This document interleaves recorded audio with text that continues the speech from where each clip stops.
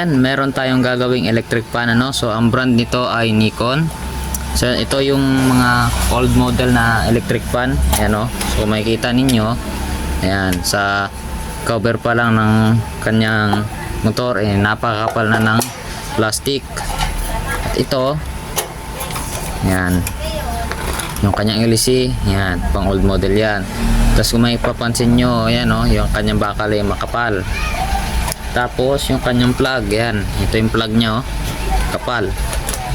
So ang problema nito ay bigla daw huminto, sabi ng may-ari, no. So shout out dito sa ano, sa barbero na nagpagawa sa akin ito. Yan. So ngayon, bago natin simulan ng video, testerin muna natin bago natin repair to. Mamaya gumagana pala, no. So tester muna natin. Gamit tayo ng tester. Yan. Daw natin dito, tapos ipatong natin dito yung tester. Ayan. Bali yan. So naka-on na yan. Hindi, wag na tayo mag ano. So tester natin. So ito yung plug. Tignan natin. So, tingnan natin kung may reading tayo. Yan, 00 tayo. Tester natin. Tester. Yan. Nakalagay na yung plug. Tapos on ko dito. Number on ko number 1. Yan, wala. Mega ohms. Number 2, 3. Walang reading. So big sabihin sira yung kanyang motor. So ngayon, patayin natin yung ating tester. So dahil walang reading, bubuksan natin ngayon siya. So igilid lang natin ito. Tapos yan. Ngayon buksan natin. Buksan natin yung electric fan. Gas. Gas. Hindi tayo ng long nose. Yan. So ito matagal na daw itong na-stock. Yan. So ito, tingnan natin kung maluwag. So hindi siya ganun kaluwagan. So medyo mano rin siya. Tigas. Medyo maganit. Tanggalin natin yung screw. Ayaw matanggal. So gagamitan natin yan ng ganito. Matigas. So gagamitan natin siya nito. Tingnan natin kung kakasya to. Tingnan natin. Masyadong maliit. So gamitan natin siya ng 10mm na ano, tingnan natin kung kakasya. Yan, so kasya 10mm. Kuha tayo ng screwdriver. Ito. So sasalpak natin si 10mm drill bit. Si ano. Yan. So tanggalin natin yung screw. Yun. Okay na. Tanggal. Kaso ayaw matanggal. So ayaw din matanggal. So gamitan natin ng vice grip kung meron man akong vice grip.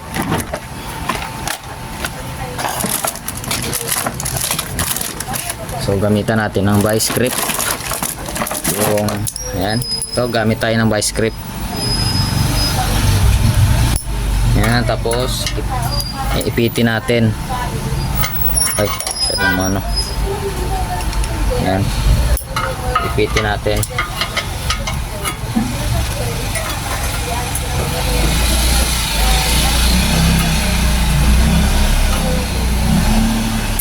Yan.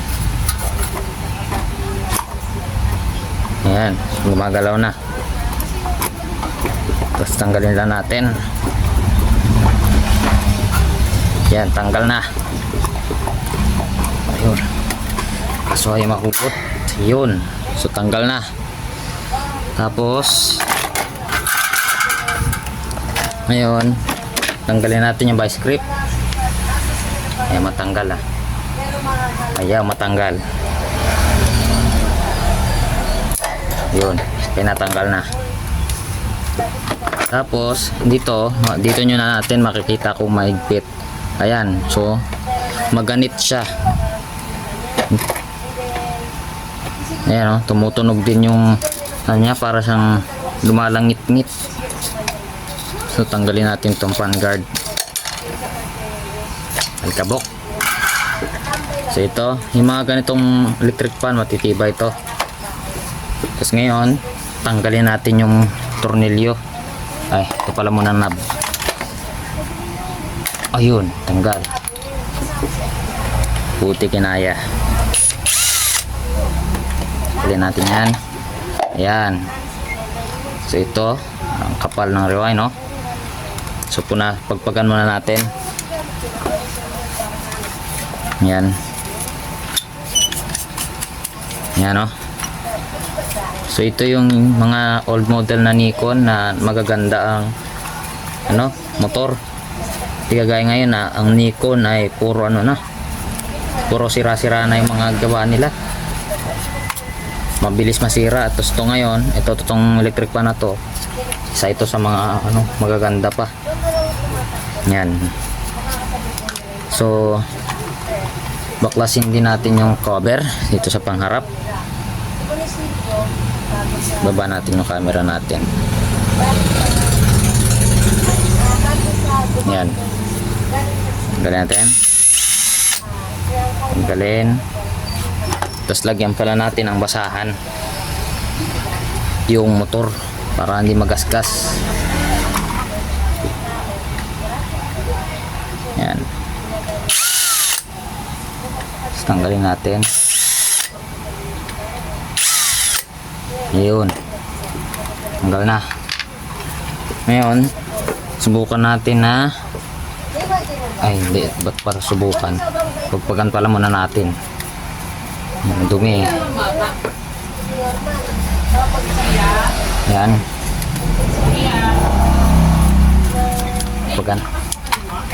Pagpagan natin. So yan, no, napagpagan na natin. So para makagawa tayo ng maayos, tatanggalin natin yung leeg. So tanggalin lang natin tong tornilyo dito sa kanyang swing arm. Tanggalin natin tong switch.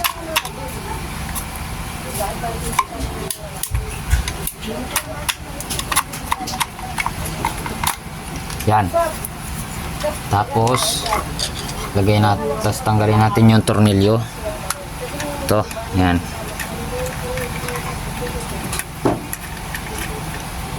Yan. Tapos yung tornilyo lagay natin dito sa niya. Yan, dito. Kanyang cover. Uy, nahulog. Tapos ito pala. Tanggalin natin to. Yun, natatanggal. Okay.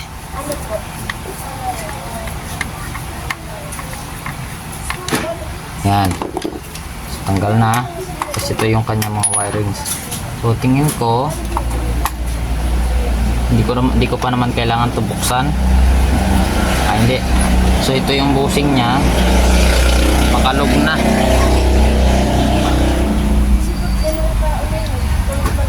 Okay, so yan, pasensya na maingay. So ito kailangan natin itong bubuksan kasi ito yung makalog na yan, no?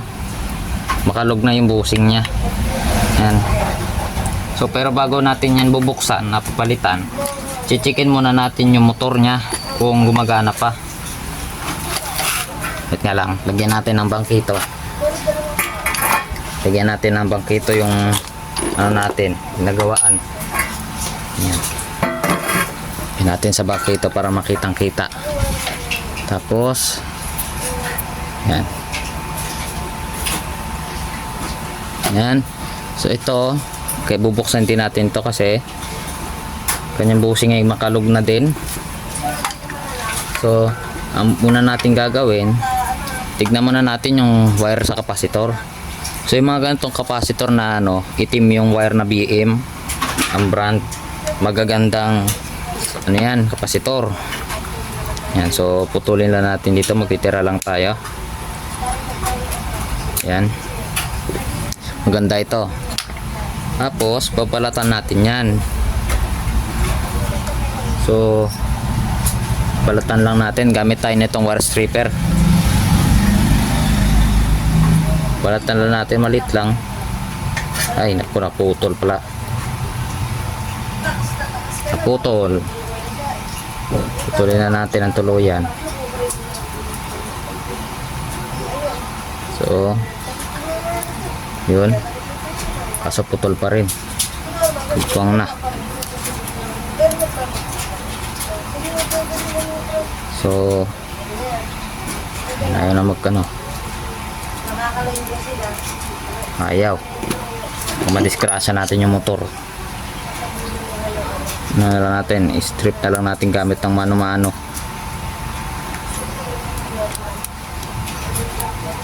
Yan. So, ito, titesterin natin. Para kung sira yung motor, titirace natin kung sira na. Kung may naputol ba. Yan, kitang-kita. So, 0-0 ulit tayo. Yan. Yan natin. Yan, 0-0. Tester natin to. Yan. So, naka-reading tayo ng 958 ohms. Yan, 0.958 kilo ohms. So, yan ang equivalent ng 900 ohms. Ibig sabihin, okay yung motor natin. So, i-check natin ngayon is yung kanyang plug. So, dahil dito, may dugtong siya, puputulin natin ngayon yan. Dahil dito tayo magte-test, dito tayo kukuha ng speed. Yan.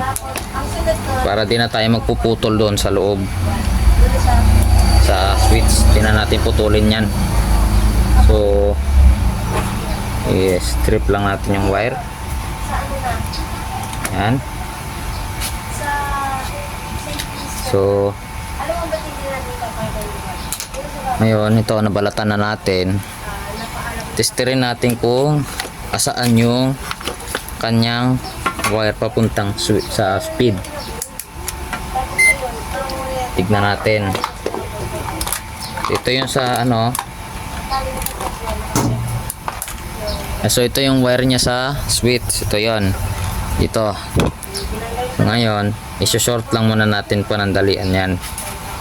Ngayon lang para hindi na tayo magte-trace ng kung nasaan yung speed.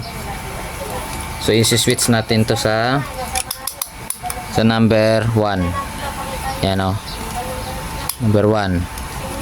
Naka-switch na sa number 1 yan. Testerin natin.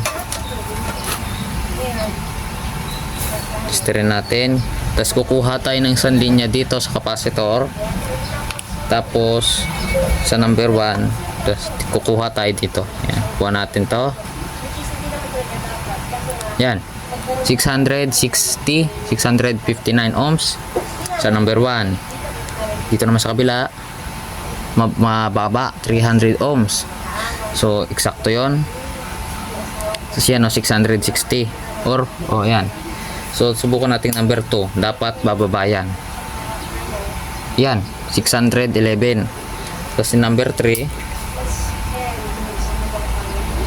yun, 543. Ibig sabihin, ang gagamitin natin common is itong wire na ito. Ayan, ito. So, ibig sabihin, iba-bypass lang natin to itong motor natin. So, ngayon, ang gagawin natin, iba-bypass na natin agad-agad to. Ngayon na. Puputol lang tayo dito. Ito. Pero mamaya na pala. Buksan muna natin yung motor. So, dahil papalitan natin to ng bushing. Dahil sigurado yan, makalog na oh. Ayan oh. So, ngayon buksan natin. Lilihain muna natin. So, lihain muna natin no.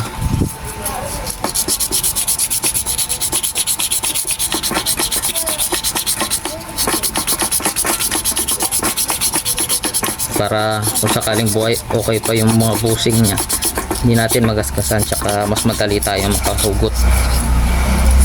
Yan, mas madali nating makukuha yung shafting. Yan. Tapos ngayon buksan na natin. Yan. Tapos tanggalin natin itong tornilyo dito sa wire. Hindi pala kita. Yan. So ngayon, teka, ito natin. Yan, mas kita. So ito, tanggal na itong wire. Yan, so gumagalaw na rin pala ito, itong dugtungan nya. So tanggalin natin to. Ngayon subukan natin baklasin yung motor. Ayaw matanggal. So lakasan natin sa 8. Yan, torque nasa 8 tayo.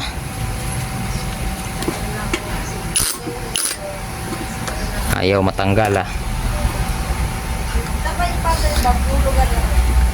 ayaw matanggal. Kagwang tanggal. Ayaw. Dito naman tayo sa isa. Ayaw. Nako, kahirapan tayo nito. Matitigas yung mga tornilyo.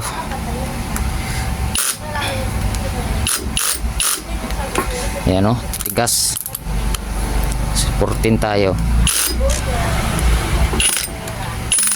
Ayaw.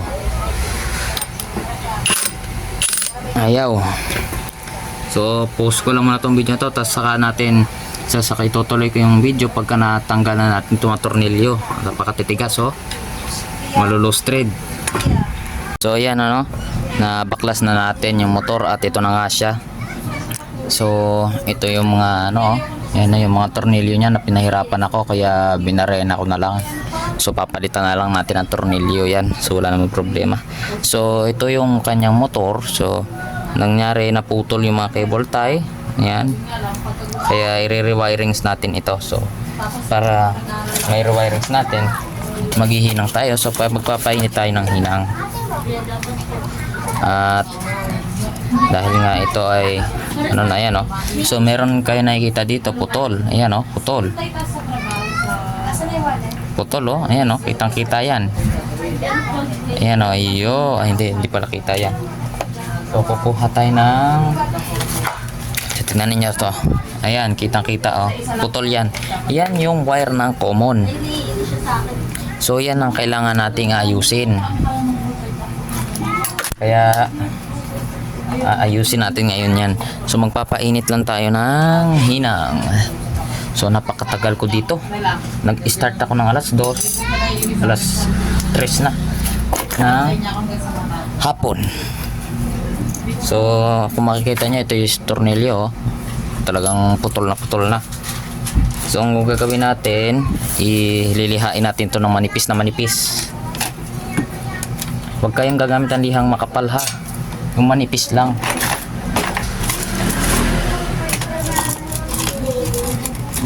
Ito yung mga ganito lang, 600 grit.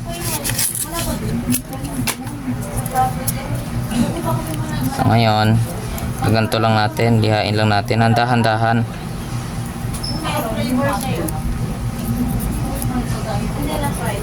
So ito yung tanso talaga na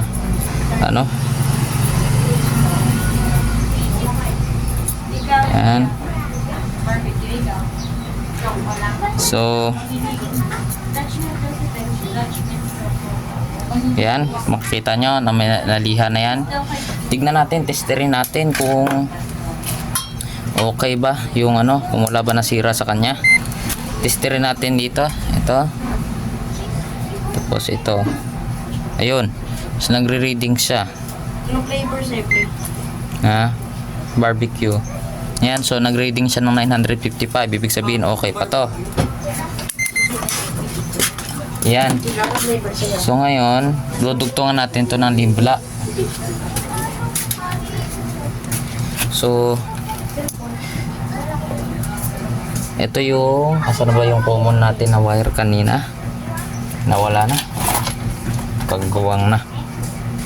So Ibig sabihin, ito nga yung common. So, babaklasin din natin yung yan, yung ano na yan. Yung kanyang tali. Tanggalin natin yung kanyang tali. Tanggalin natin yung tali. Yan. Ingatan natin yung common wire. So, para lang humahaba siya. Ayan o. Humaba na siya. So, lilihain pa natin. Yan natin ang mabuti. Yan.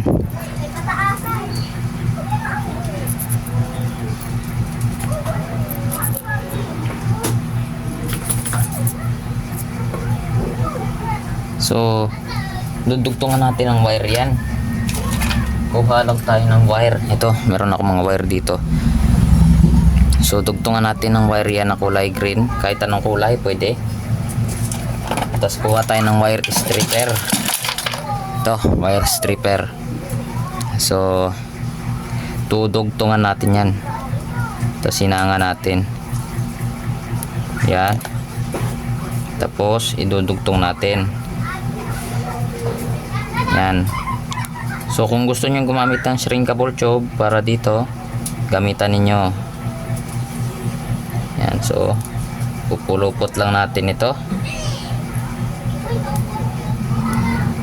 Yan. Tapos pwede nating inangan na yan. Pero para hindi matalsikan yung motor, itatakpan natin. Yan, takpan natin ng tela. Tapos hinangan natin. Kasi para baka masira yung motor natin, matalsikan dahil nga mainit yung soldering lead, ay maaari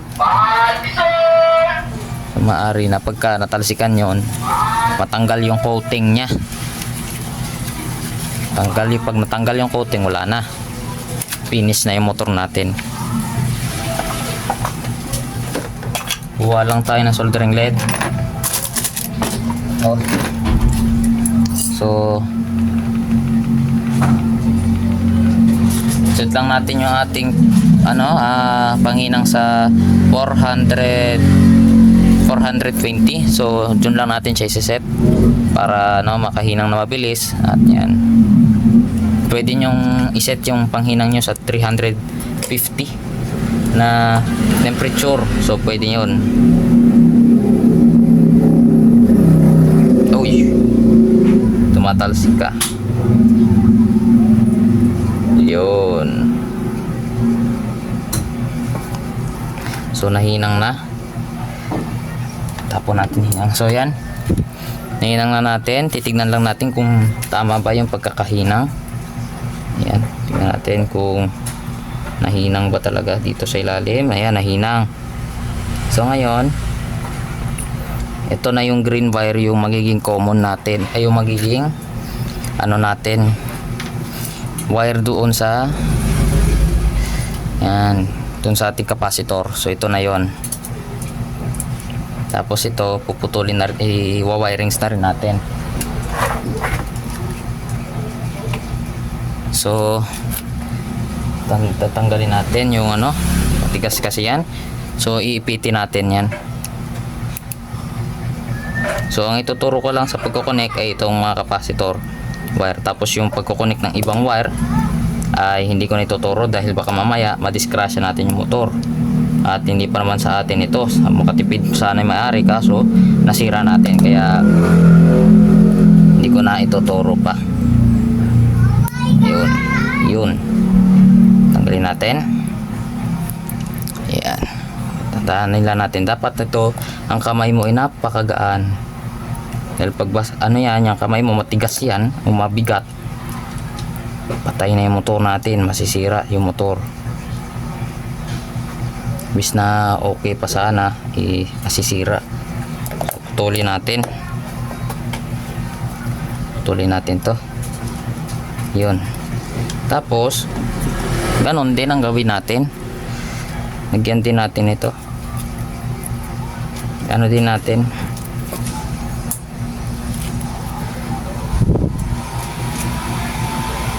So yan. So, liyain lang natin to.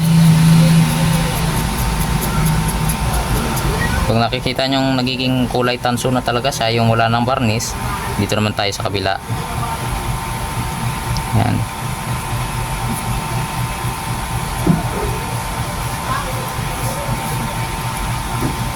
Yan. So, ganyan na. Kapit na natin ito.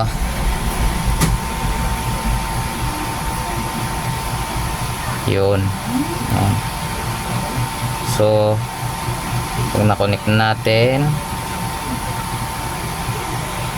ipulupot natin dito yung wait lang, mali tayo.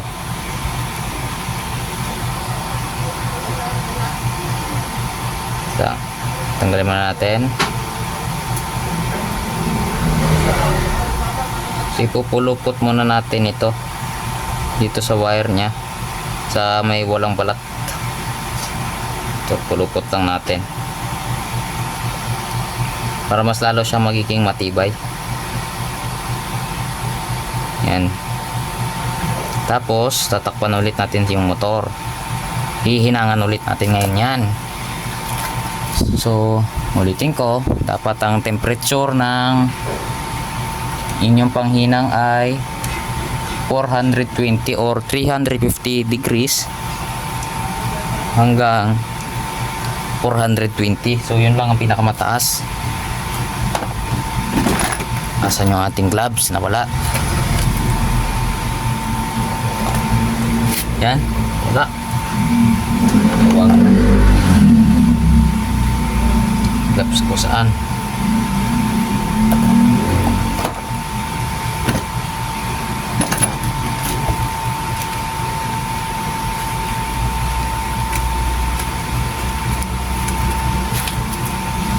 So tapos, hinangan natin. Hinangan ko na.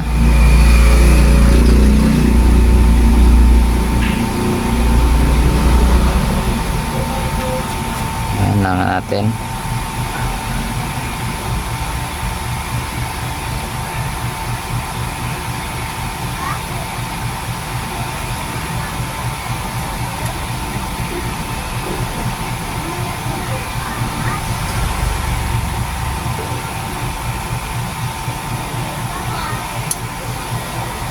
Yan, so unti-unti nating hinahinangan, no?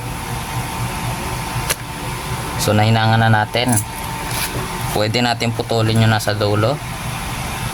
Pwede natin yan. Yan. So ngayon, nahinang na natin dito, di ba? So pwede na natin yang itestirin. Tignan natin kung may reading. Putulin natin yung wire dito sa gitna. Yan. Tapos ano natin, balatan. Putulin natin, natin, balatan yung wire gamit ang stripper. Testirin natin para makita natin kung okay ba yung pagkakahinang. Yan. So mayroon tayo, yan, no? Tester. Dito tayo sa common. Ito. Yun. So meron tayo 957.58. Ibig sabihin okay yung ating ginawa. So ngayon yun lang ang ating gagawin. Tapos lagyan natin ng cover. Bumili kayo nitong cambric tubing at ating tinatawag. So makakatulong ito sa inyo. So kukuha lang tayo ng dalawa para sa capacitor wires. Tapos pwede na natin ikabit yan. Yan, o. Ganyan. So papasukan lang natin yan. So yun lang ang gagawin niyo para may balik ang motor natin sa dati. So stay put naman na kayo dyan at babalikan ko kayo pagka na-wirings na natin itong motor at okay na siya. So yan, na-assemble na natin yung ating electric fan. So bali na ibalik na natin lahat ng wirings. So ito yan. Yan.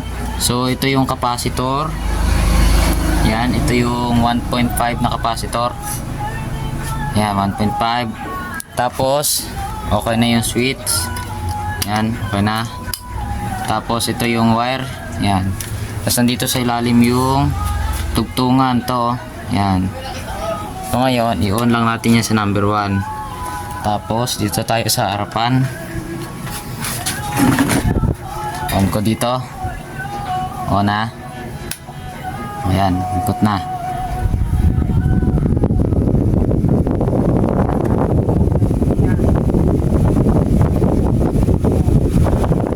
Number 2. Swing din yan.